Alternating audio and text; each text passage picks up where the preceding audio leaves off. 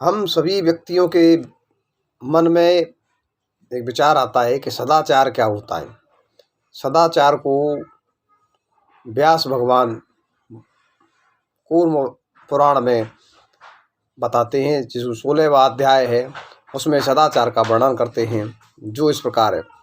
व्यास जी ने कहा, किसी भी प्राणी की हिंसा नहीं करनी चाहिए और कभी भी झूठ नहीं बोलना चाहिए, अहितकर और अप्रिय वचन नहीं बोलना चाहिए और कभी भी चोरी नहीं करनी चाहिए। दूसरे के तृण, शाक, मिट्टी अथवा जल का भी अपहरण नहीं करना चाहिए।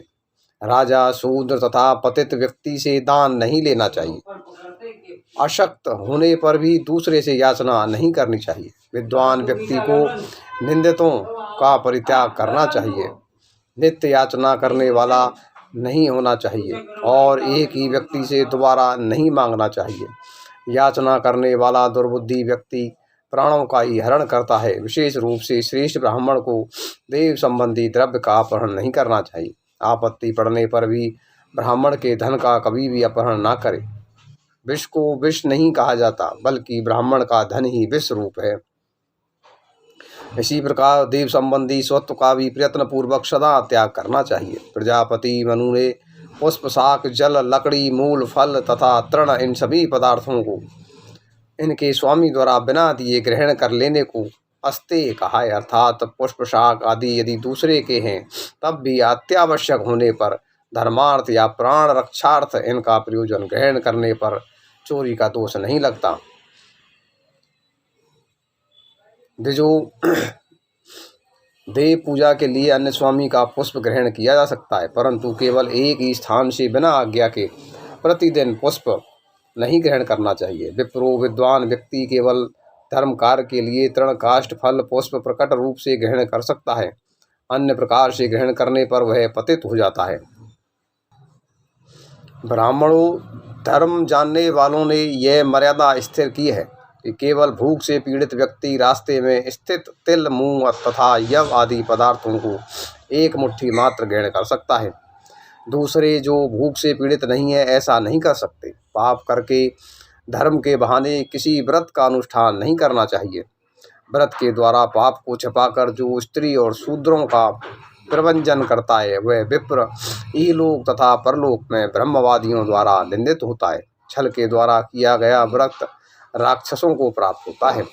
यदि यज्ञोपवीत लिंग का अनधिकारी व्यक्ति इन लिंगों को धारण कर वेश बनाकर जीविका का निर्वाह करता है तो वह इन लिंगों के वास्तविक अधिकारी पुरुषों के पापों का भागी होता है और त्र्यक, पक्षी आदि योनि को प्राप्त करता है। लोक में धर्म के विनाशक बैडाल व्रती ढोंगी पापी लोग शीघ्र ही पाप योनि में जाते हैं। उनके दुष्कर्म का यही फल है।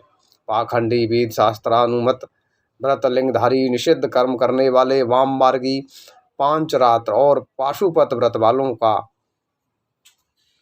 वाणी मात्र से भी सत्कार नहीं करना चाहिए। वेद की निंदा में परायण, देवताओं की निंदा में निरत और ब्राह्मणों की निंदा करने में संलग्न मनुष्यों का मन से भी चिंतन नहीं करना चाहिए। इनका यज्ञ कराना, इनके साथ विवाह आदि का संबंध, सहवास तथा बात करने से प्राणी पतित हो जाता है। अतः प्रयत्न पूर्वक इनका परित्याग करना चाहिए। देवता के द्रोह से गुरु का द्रोह करोड़ों गुना अधिक दोषपूर्ण होता है। उस गुरु द्रोह से भी शास्त्रीय ज्ञान की निंदा करना और नास्तिकता का भाव करोड़ों गुना अधिक दोषपूर्ण है।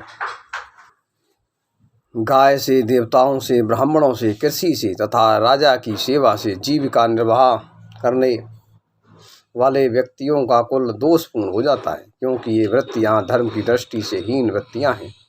कुविवाह क्रियाओं का लोभ, वेदों के अध्ययन न करने और ब्राह्मणों के अनादर करने से कुल दोषपूर्ण हो जाता है।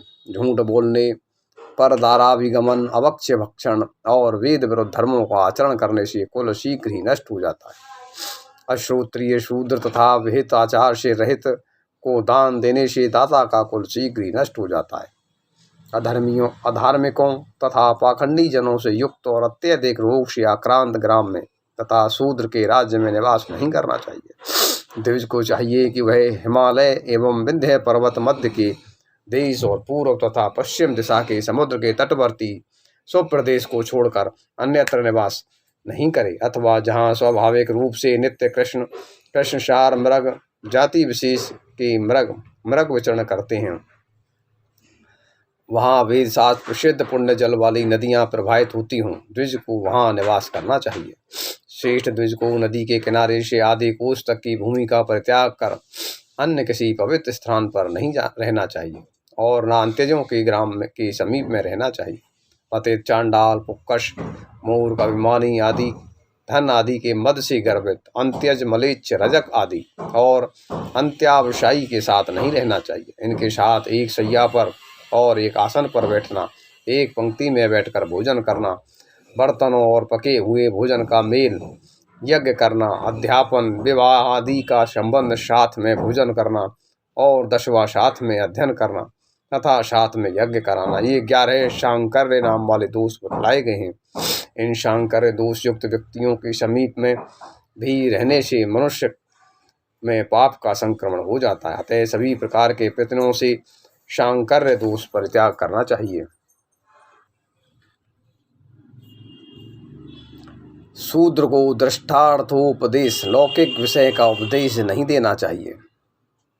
साथ ही क्रशर अर्थात तिल, चावल आदि से मिश्रित पदार्थ, खीर, दही, झूठी वस्तु, मधु, घृत, कृष्ण मृग चर्म तथा हवन की सामग्री नहीं देनी चाहिए। विद्वान व्यक्ति से शूद्र को व्रत एवं धर्म संबंधी उपदेश ना दे। क्रोध के वशीभूत नहीं होना चाहिए और राग द्वेष को छोड़ देना चाहिए। लोभ, दम्भ, असूया, गुण में दोष दर्शन, ज्ञान की निंदा, ईर्ष्या, मद, शोक तथा मोह को प्रयत्न पूर्वक छोड़ देना चाहिए। किसी को भी पीड़ा ना पहुँचाए। पुत्र और शिष्य को योग्य बनाने के पवित्र भाव से ताड़न करे। कभी हीन व्यक्तियों और तीक्ष्ण बुद्धि वाले व्यक्तियों का आश्रय ग्रहण ना करे। विद्वान को अपना अपमान नहीं करना चाहिए, अर्थात हीन भाव नहीं अपनाना चाहिए। प्रयत्न पूर्वक दीनता का परित्याग करना चाहिए। विशिष्ट जनों का निरादर नहीं करना चाहिए और अपने को क्रोधावेश में शाप नहीं देना चाहिए। नखों से भूमि पर नहीं लिखना चाहिए। गौ को पकड़ना नहीं चाहिए। किसी नदी के समीप दूसरी नदियों तथा किसी पर्वत पर दूसरे पर्वतों की चर्चा नहीं करनी चाहिए। भोजन अथवा निवास के समय सहयात्री को छोड़ना नहीं चाहिए, अर्थात साथ में रहने वाले को छोड़कर ना एकाकी भोजन करना चाहिए, ना एकाकी के लिए निवास की व्यवस्था करनी चाहिए। जल में नग्न होकर स्नान नहीं करना चाहिए और पैर से आग का उल्लंघन नहीं करना चाहिए। सिर पर लगाने से बचे हुए तेल का शरीर पर लेपन नहीं करना चाहिए। सर्प एवं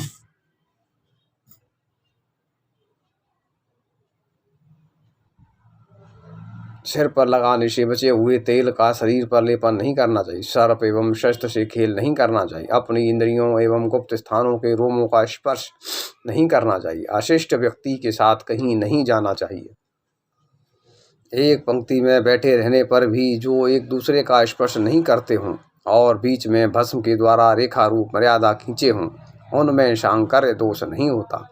अग्नि, भस्म, जल के छिड़काव द्वारा स्तंभ तथा मार्ग, इन 6 के द्वारा पंक्ति का खंडन हो जाता है। अकारण शत्रुता, विवाह तथा चुगलखोरी नहीं करनी चाहिए। दूसरे के खेत में चरती हुई गाय को किसी को बतलाना नहीं चाहिए।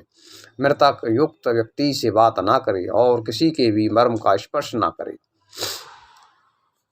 विद्वान व्यक्ति दूसरों को सूर्यमंडल, इंद्रधनुष, चित्ताग्नि तथा चंद्रमा ना बतलाए, ना दिखलाए। बहुत लोगों के साथ और बंधु बांधवों के साथ विरोध नहीं करना चाहिए। स्वयं के प्रति जैसा आचरण प्रतिकूल हो वैसा आचरण दूसरे के प्रति ना करे।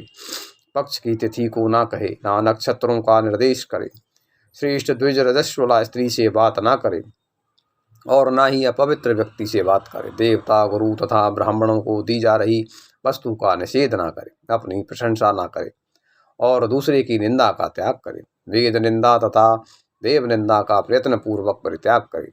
मनीश्वरों, जो द्विज, देवताओं, ऋषियों, ब्राह्मणों अथवा वेदों की निंदा करता है, उसके लिए इस लोक में कोई प्रायश्चित शास्त्रों में दिखलाई नहीं देता। गुरु, देवता, वेद, उपब्रह्मण, इतिहास, पुराण की निंदा करने वाला व्यक्ति सैकड़ों करोड़ों वर्षों से भी अधिक समय तक रौरव नरक में कष्ट भोगता है। देवता, शास्त्र आदि की निंदा होने पर यदि उत्तर देने का सामर्थ्य ना हो तो चुपचाप रहना चाहिए। उत्तर में दुराग्रही से कुछ भी नहीं बोलना चाहिए अथवा उस समय कान बंद कर अन्यत्र चला जाए और उन निंदकों की ओर देखे भी नहीं। विद्वान व्यक्ति को दूसरे के रहस्यों को जानने का प्रयास नहीं करना चाहिए और जानने पर उन्हें छिपाना चाहिए। अपने आत्मीय जनों के साथ कभी विवाद नहीं करना चाहिए। दोनों संध्या समयों में तथा मध्याह्न काल में शयन, अध्ययन, स्नान, उपटन लगाना, भोजन तथा गमन का नित्य त्याग करना चाहिए। ब्राह्मणों को चाहिए कि वह झूठे मुंह हाथ से गौ का, ब्राह्मण, अग्नि, आसन तथा देव प्रतिमा का स्पर्श न करे। इसी प्रकार पैर से भी इनका स्पर्श न करे। अपवित्रता की स्थिति में अग्नि की परिचर्या न करे। देवताओं तथा ऋषियों के नाम आदि का कीर्तन न करे। गहरे जल में स्नान न करे और बिना कारण मल मूत्रादि का वेग न रोके। बाएं हाथ से उठाकर अथवा मुख से पशु के समान जल नहीं पीना चाहिए। बिना आचमन किए उत्तर न दे और जल में वीर का त्याग नहीं करना चाहिए। अपवित्र वस्तु से लिप्त किसी वस्तु, रक्त, विष तथा वेग वाली नदी का उल्लंघन नहीं करना चाहिए। जल में मैथुन नहीं करना चाहिए। अश्वत्थ वृक्ष को नहीं काटना चाहिए। जल में थूकना नहीं चाहिए। हड्डी, भस्म, कपाल, केश, कंटक, भूसी, अंगार और शुष्क गोबर पर कभी बैठना नहीं चाहिए। बुद्धिमान व्यक्ति को अग्नि का उल्लंघन नहीं करना चाहिए। अग्नि को कभी भी शैया, आसन आदि के नीचे ना रखे, ना ही पैर की ओर रखे और ना मुख से ही फूंके। कभी भी कुएं के अंदर ना उतरे और ना ही अपवित्र अवस्था में उसे देखे। अग्नि में अग्नि को नहीं फेंकना चाहिए और पानी से इसे बुझाना नहीं चाहिए। मित्र के मरण तथा उसके दुख को स्वयं दूसरों को ना सुनाए। जो विक्रय योग्य ना हो तथा जो पदार्थ छल द्वारा प्राप्त हो उसे विक्रय नहीं करना चाहिए। विद्वान को चाहिए कि वह अग्नि को मुख के निश्वास से प्रज्वलित ना करे। अपवित्रता की स्थिति में पवित्र तीर्थ में, जल वाले स्थान में नहीं जाना चाहिए और सीमा समाप्ति की भूमि को नहीं जोतना चाहिए। पहले की गई प्रतिज्ञा या नियम को कभी भी तोड़ना नहीं चाहिए। पशु, सर्प एवं पक्षियों को परस्पर लड़ाने के लिए उत्तेजित नहीं करना चाहिए। कभी भी हाथ, पैर, वाणी और नेत्र संबंधी चंचलता का आश्रय ना ले। इसी प्रकार लिंग तथा उदर और कान संबंधी चंचलता नहीं करनी चाहिए। अंग एवं नख की आवाज ना करे। अंजलि से जल ना पिए। कभी भी हाथ अथवा पैर से जल को ना पीटे। ईंटों और फल के द्वारा फलों को नहीं तोड़ना चाहिए। मलेच्छ भाषा की शिक्षा ना ले। पैर से आसन को ना खींचे। नखों द्वारा काटने, छेदने, फोड़ने तथा लिखने संबंधी क्रियाएं नहीं करनी चाहिए। बुद्धिमान व्यक्ति को अक्षमात बिना प्रयोजन के शरीर या अंगों का मर्दन नहीं करना चाहिए। गोद में रखकर नहीं खाना चाहिए। व्यर्थ की कोई चेष्टा नहीं करनी चाहिए। नृत्य, गायन तथा वादन नहीं करना चाहिए। जब चाहे तब कभी भी नृत्य, गायन तथा वादन नहीं करने। दोनों हाथों से अपना सिर नहीं खुजलाना चाहिए। लौकिक तथा बाह्य विदेशी भाषा की स्तुतियों से देवताओं को संतुष्ट करने का प्रयास नहीं करना चाहिए। पासों से ना खेले, ना दौड़े, जल में मल मूत्र का विसर्जन ना करे। झूठे मुख नहीं रहना चाहिए और कभी भी नग्न होकर स्नान नहीं करना चाहिए। नग्न अवस्था में ना कहीं जाए, ना पढ़े और ना अपने सिर का स्पर्श करे। दांतों के द्वारा नख या रोमों को नहीं काटना चाहिए।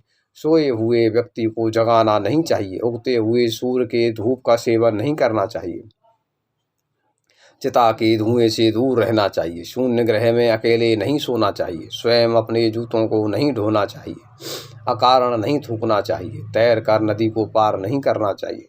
कभी भी पैर द्वारा पैर को नहीं धोना चाहिए। बुद्धिमान व्यक्ति को अग्नि से पैर नहीं सेकना चाहिए।